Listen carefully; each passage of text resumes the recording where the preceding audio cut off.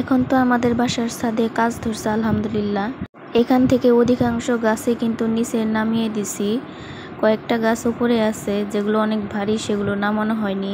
চারদিকে তো অনেক অপরিষ্কার, বাঁশ তার কাটা আরও অনেক কিছু ছড়িয়ে ছিটিয়ে আছে। ভিডিও করতে হয়েছে খুব সাবধানে।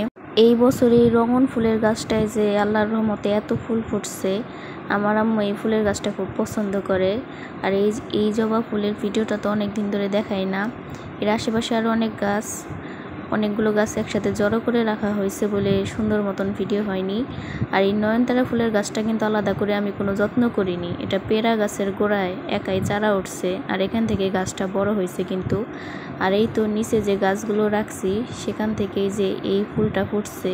এর সাথে আরও ফুল আছে অবশ্য, তবে হাতের নাগালে এই ফুলটাই পাইছি, তাই ভিডিও করলাম। আর স্থলপদ্ম গাছ যে দুইটা আছে ছাদে, ওটা এখনও নামাইনি।